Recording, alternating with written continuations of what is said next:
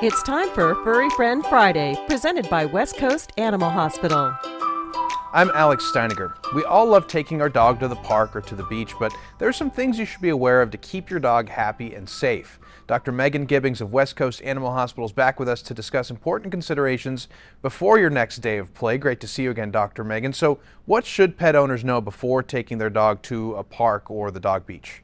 Yeah, Alex, getting your dog out to the park or the beach is a great way to get them some exercise and play.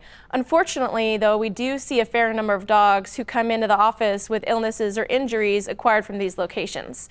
So I do think there's a few things pet owners should know before taking their dog out. And so when it comes to dog parks, what are some of the common problems that we should be looking out for?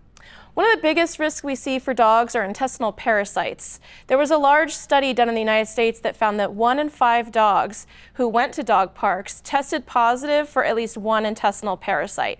It's important to remember that even well cared for dogs are at risk for parasites.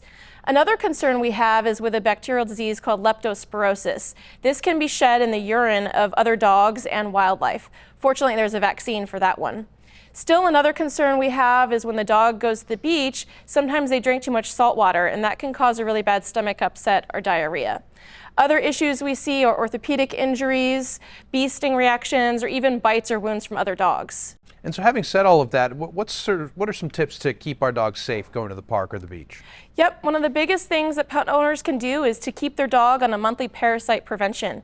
And if you have a dog that goes to the park often, I recommend having routine fecal parasite testing done once or even twice a year. If you go to the beach with your dog, don't let them drink a bunch of salt water. Keep your dog up to date on all their vaccinations. And if you have a dog that's at risk for certain orthopedic injuries, I recommend not overdoing it with the ball chasing.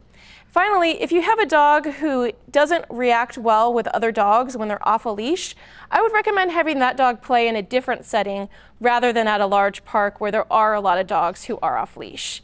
Most importantly, if you do have a dog who becomes injured or ill following a day of fun and play, don't delay treatment and reach out to your veterinarian today. Thanks so much, Dr. Gibbings. Let West Coast Animal Hospital take the stress out of going to the vet. Call 619-431-1423 or visit westcoast.vet.